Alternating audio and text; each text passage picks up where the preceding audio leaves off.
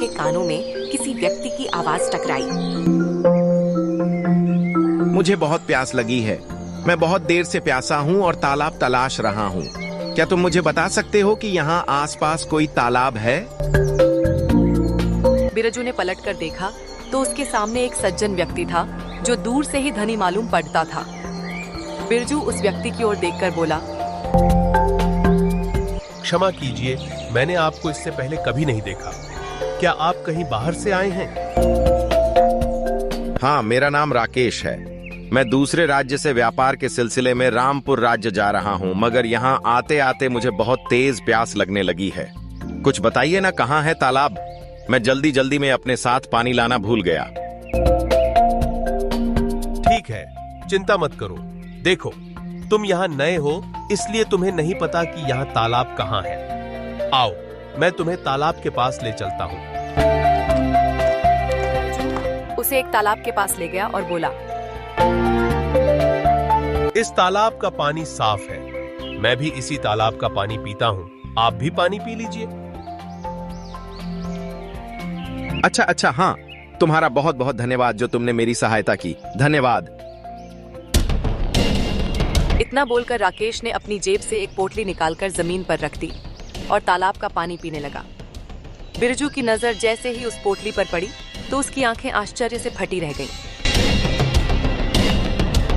वाह, इस पोटली में तो ढेर सारी स्वर्ण मुद्राएं हैं। अगर मैं इसे ले लूं तो मैं अपना सारा जीवन आराम से काट सकता हूं। लेकिन अगर मैं इसे लेकर यहां से भागूं तो पकड़े जाऊंगा और यह व्यक्ति मुझे पहचान गया है, जिससे कभी न कभी तो मुझे ढूंढ ही लेगा। हाँ, एक काम करता हूं, इसको तालाब में धक्का दे देता हूं। और वैसे भी यह तालाब गहरा है और यहाँ इस समय आसपास कोई है भी नहीं जो मुझ पर शक करेगा या देखेगा, और इसे कोई बचाएगा भी नहीं। इतना विचार आते ही बिरजू ने राकेश को तालाब में धक्का दे दिया। तालाब बहुत गहरा था और राकेश को तैरना नहीं आता था। राकेश तालाब में डूब गया। फिर बिरजू स्वर्ण मुद्राओं की थैली लेकर सीधे अपने घर चला आया और सारी घटना अपनी पत्नी को बताते हुए बोला, अब तुम ही बताओ सुशीला, क्या मैंने सही किया या गलत? पहली बार तुमने अक्लमंदी का काम किया है। अब हमारी पूरी जिंदगी सुखमय बीतेगी। हाँ, वो तो है, लेकिन मुझे इन स्वर्ण मुद्राओं के लिए उस व्यक्ति को तालाब में धक्का देना पड़ा सुशीला। वह तालाब में डूब गया। शायद उसे तैरना नहीं आता था। अरे, मर गया हो तो अच्छा ही है ना, हमारा तो पीछा छूटेगा। अब तुम इन मुद्राओं से कोई बहुत अच्छा व्यापार शुरू करो। मैं गरीबी का जीवन काटते काटते तंग आ गई हूँ। अपनी पत्नी सुशीला का समर्थन पाकर बिरजू खुश हो गया। कुछ ही दिनों में बिरजू गांव का सबसे धनवान व्यक्ति के नाम से प्रसिद्ध हो गया। एक दिन बिरजू की पत्नी सुशीला बिरजू से बोली, अब तो गांव में तुम सबसे अधिक धनवान बन चुके हो। जब आदमी के पास धन बढ़ा जाता है तब उसे सम्मान की आवश्यकता होती है। मैं चाहती हूँ कि सारे गांव वाले तुम्हारा वैसे ही सम्मान करें जैसे गांव के जमींदार का करते हैं। अरे, मतलब तुम कहना क्या चाहती हो? मैं चाहती हूँ कि तुम जमींदार की तरह ही गांव के लोगों को ब्याज पर रुपया दो, उन्हें थोड़ा सा कर्ज दो और भारी ब्याज वसूल करो। इस काम में रातों रात धन बढ़ता है, जिससे और भी ज्यादा पैसे हमारे पास होंगे। वाह, तुम्हारी जैसी पत्नी पाकर तो मैं धन्य हो गया सुशीला। हाँ, अब मैं ऐसा ही करूंगा। उस दिन के बाद बिरजू गांव के किसानों को कर्ज पर रुपया देने लगा और उनसे भारी ब्याज वसूलने लगा। जो भी किसान बिरजू का समय पर कर्ज नहीं चुका पाता, बिरजू उस किसान के खेत पर कब्जा कर लेता और उसे उसके ही खेत में नौकरी पर लगा देता। देखते ही देखते बिरजू ने गांव के आधे किसानों की जमीन हड़प ली। समय ऐसे ही बीतने लगा। कुछ समय बाद सुशीला ने एक पुत्र को जन्म दिया। अपने पुत्र को देखकर बिरजू खुशी से अपनी पत्नी से बोला, ओ ले ले ले ले ले ले ले सुशीला, अरे हमारा पुत्र देखो तो सही कितना सुंदर है। हाँ, आपने बिल्कुल सही कहा जी, ये आप पर ही गया है। सुशीला, हम अपने पुत्र का नाम मोहन रखेंगे। ऐसे ही समय बीतता चला गया। 2 वर्ष बाद बिरजू की पत्नी सुशीला ने एक पुत्री को जन्म दिया। अपनी पुत्री को देखकर सुशीला खुश होते हुए बिरजू से बोली। एजी, देखिए ना, हमारी पुत्री दिखने में कितनी सुंदर है। हाँ सुशीला, तुम सही कह रही हो, यह भी हमारे पुत्र की तरह सुंदर है। पर इसका नाम क्या रखें? हाँ, इसका नाम मधु कैसा रहेगा? वाह, क्या नाम है, बहुत अच्छा नाम है। मैं भी अपनी पुत्री का नाम यही रखने की सोच रही थी। बहुत बढ़िया। बिरजू की बात सुनकर सुशीला मुस्कुराने लगी। ऐसे ही 20 वर्ष बीत गए। बिरजू का पुत्र और पुत्री अब दोनों जवान हो चुके थे। एक दिन बिरजू की पुत्री मधु कहीं जा रही थी कि तभी बिरजू उससे बोला।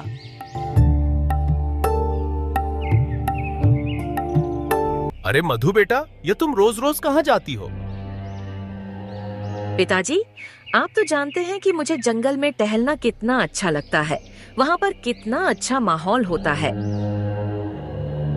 हाँ ठीक है, लेकिन बेटा जंगल में थोड़ा सावधानी से टहला करो, क्योंकि जंगल में जंगली जानवर भी घूमते हैं। मुझे डर है कि कहीं कोई जंगली जानवर तुम्हें नुकसान न पहुंचा दे। आप चिंता मत कीजिए पिताजी, मैं केवल जंगल की सीमा तक जाती हूँ, ज्यादा अंदर नहीं जाती।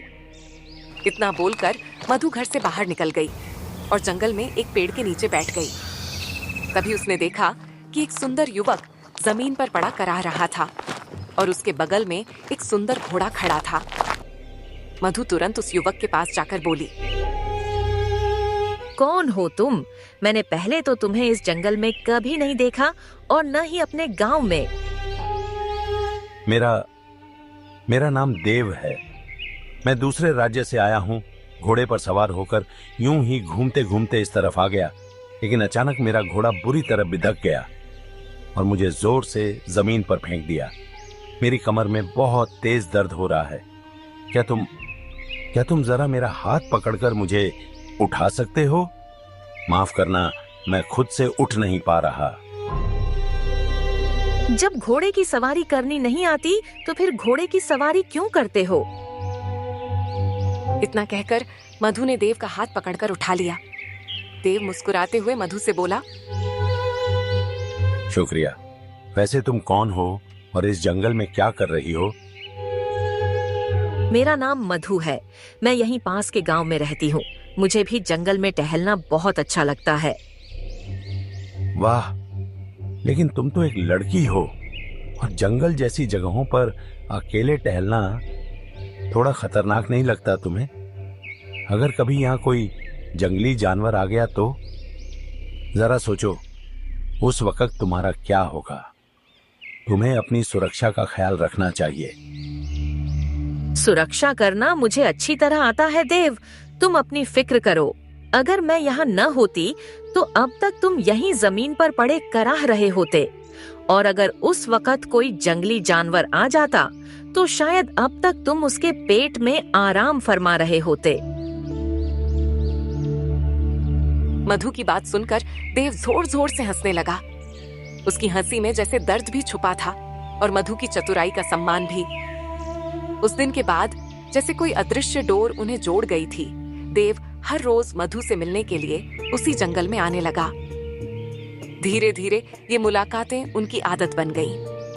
और फिर न जाने कब ये आदतें मोह में बदली और मोह बेइंतहा प्रेम में। मधु भी अब हर दिन उस पुराने पीपल के पेड़ के पास पहुंचा करती, जहां देव उसका इंतजार करता। लेकिन प्यार की इन मुलाकातों की खामोशी को ज्यादा दिन तक कोई भी छुपा नहीं सकता। माँ, मुझे कुछ ठीक नहीं लग रहा। मधु अब रोज सुबह सुबह जंगल चली जाती है और पिताजी न सिर्फ उसे रोकते नहीं, बल्कि जैसे उसे बढ़ावा ही दे रहे हैं। अब वो छोटी बच्ची नहीं रही माँ, बड़ी हो गई है। उसे कुछ सीमाएं समझानी होंगी। तुम सही कहते हो मोहन।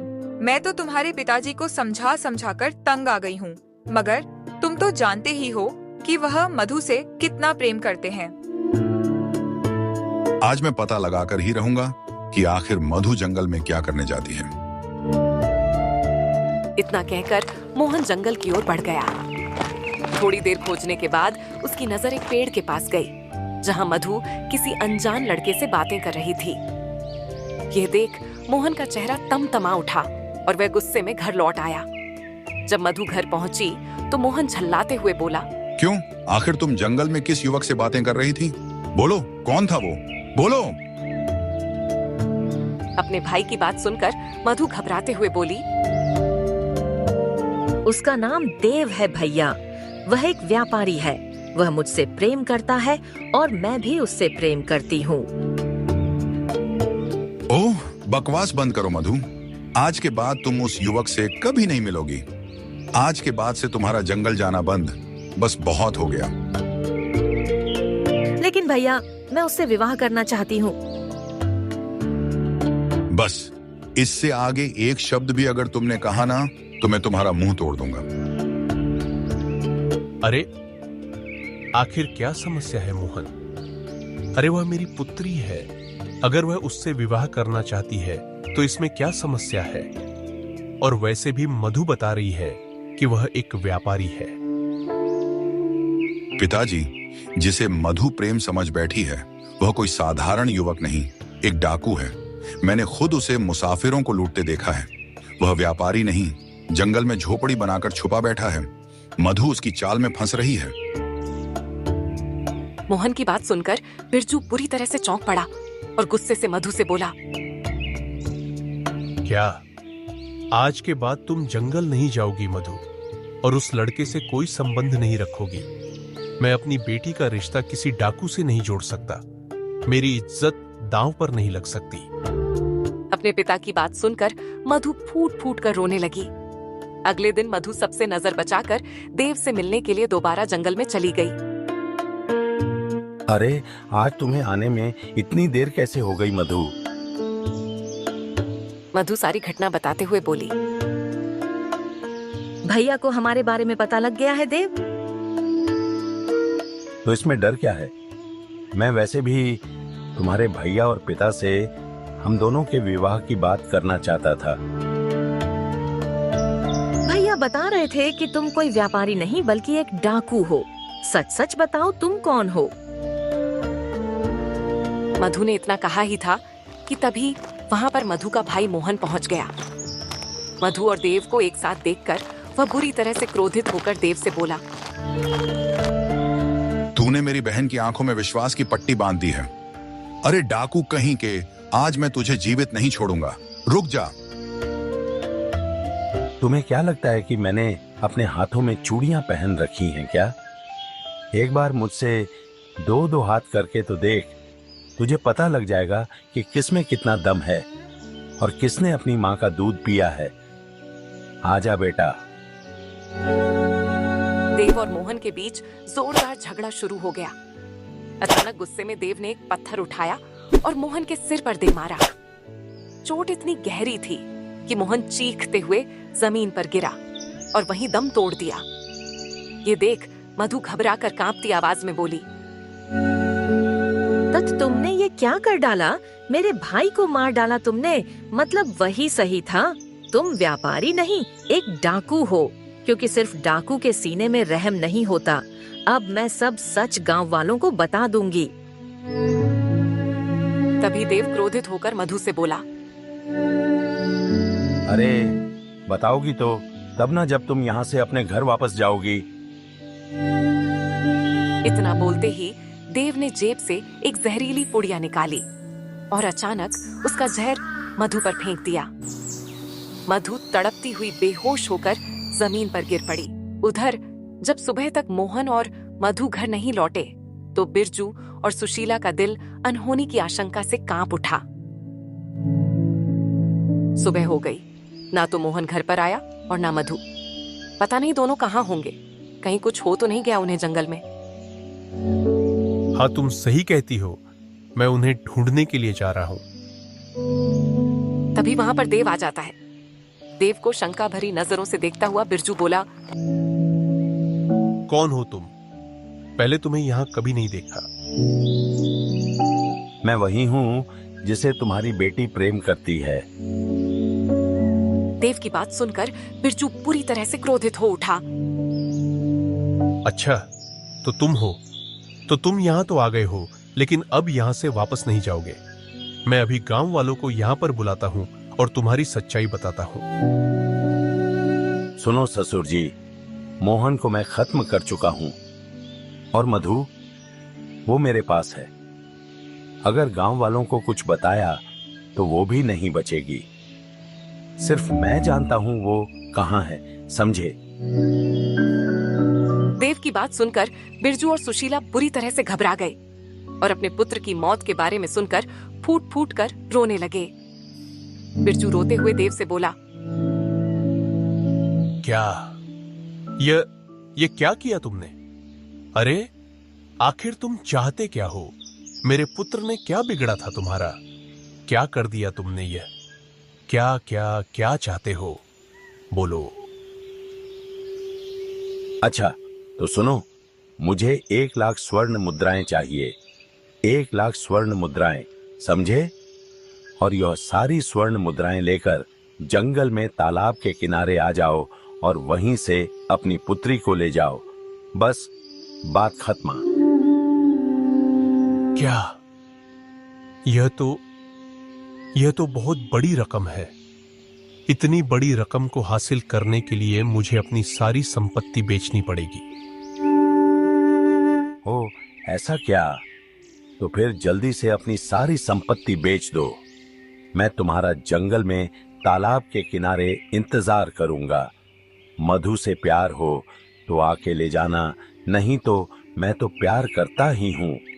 देव इतना कहकर मुस्कुराया और वहां से चला गया। मजबूर होकर बिरजू ने अपनी सारी संपत्ति बेच दी और 1 हफ्ते में 1,00,000 स्वर्ण मुद्राएं जुटा ली। उधर तालाब किनारे बेहोश मधु को होश आया। जैसे ही उठी लड़खड़ाकर गिर पड़ी। सामने देव को मुस्कुराते हुए खड़ा पाया। मुझे यहाँ से जाने दो, मुझे बहुत तेज प्यास लगी है, जाने दो मुझे। तुम जानती हो कि तुम्हें तेज प्यास क्यों लगी है?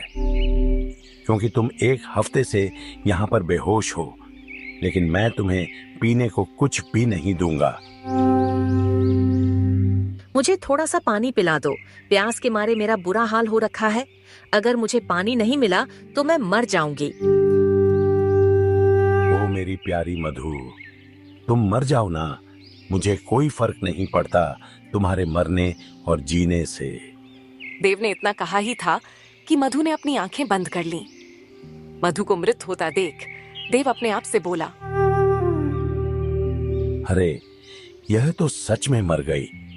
हाँ, अगर इसके पिता को पता लग गया कि उसकी पुत्री भी मर चुकी है तो वह मुझे 1,00,000 स्वर्ण मुद्राएं नहीं देगा। देव ने इतना कहा ही था कि तभी बिरजू 1,00,000 स्वर्ण मुद्राओं की पोटली लेकर वहां आ पहुंचा और अपनी पुत्री को देखकर बिरजू रोता हुआ देव से बोला, यह क्या हो गया? यह क्या हो गया मेरी बेटी को? मेरी बेटी को क्या हो गया? चुप चुप चुप, कुछ भी नहीं हुआ तुम्हारी बेटी को, बस भूख और प्यास की वजह से बेहोश हो गई है। लाओ, वह 1,00,000 स्वर्ण मुद्राएं मुझे दे दो। लाओ। तुम कितने नीच हो, कोई इतना बेरहम कैसे हो सकता है? इतने दिनों से मेरी बेटी को भूखा प्यासा रखा। अरे कितने कठोर इंसान हो तुम। देव ने बिरजू की बात का कोई जवाब नहीं दिया, पर उसने बड़ी फुर्ती से बिरजू से स्वर्ण मुद्राओं की थैली छीन ली और वहां से फरार हो गया। बिरजू अपनी पुत्री को उठाने लगा। उठो बेटा मधु, मेरे बच्चे उठो, उठो। देखो देखो मैं आ गया। उठो, देखो देखो तुम्हारी माँ इंतजार कर रही है। उठो बेटा, जल्दी उठो। मगर मधु खामोश रही। बिरजू ने जैसे ही उसका हाथ थामा वो कांप उठा। मधु अब इस दुनिया में नहीं थी। तभी उसकी नजर सामने झाड़ियों पर गई जहां मोहन की लाश पड़ी थी। बेटी और बेटे की लाश एक साथ देखकर बिरजू फूट फूट कर रो पड़ा। हे भगवान, ऐसा क्या अपराध किया था मैंने जो ये दिन देखने पड़े? तुम्हारे दोनों बच्चों ने तुम्हारे ही कर्मों की सजा पाई है। ये सुनकर बिरजू बुरी तरह से चौंक पड़ा। उसने जैसे ही पलटकर देखा तो उसने देखा कि उसके पीछे एक साधु खड़ा हुआ था। साधु रहस्यमय अंदाज में बिरजू की ओर देखकर बोला, यह सब तुम्हारे ही कारण हुआ है। तुम जानते हो, वर्षों पहले तुमने राकेश नाम के व्यक्ति को तालाब में धक्का देकर उसकी सारी स्वर्ण मुद्राएं छीन ली थीं। देव उसी राकेश की संतान है। क्या ये आप क्या कह रहे हैं? हाँ, मैं सच कह रहा हूं। शायद तुम्हें पता नहीं था। राकेश का एक परिवार था, एक बेटा और एक बेटी, जो उसी समय जंगल में थे। तुमने उसे तालाब में धक्का दिया, जबकि वो तैरना नहीं जानता था। वो डूबकर मर गया और उसके मासूम बच्चे अनाथ हो गए। बेटी को शेर ने मार डाला और बेटा देव अपनी बहन को मरते देख जंगल में भागता फिरा, जहां उसे डाकुओं ने पकड़ लिया और वहीं उसका पालन पोषण हुआ। आज वही देव जिसने अपने पिता को खोया और बहन को मरते देखा, वही तुम्हारे बेटे और बेटी की जान लेकर तुम्हारा सब कुछ लूट ले गया। तुमने जिस लालच में राकेश को मारा था, उसी के बेटे ने आज तुम्हें बर्बाद किया। जैसी करनी वैसी भरनी। उसके बाद बिरजू को अपने किए पर गहरा पछतावा हुआ। अब उसे समझ आ गया था कि जैसा कर्म करोगे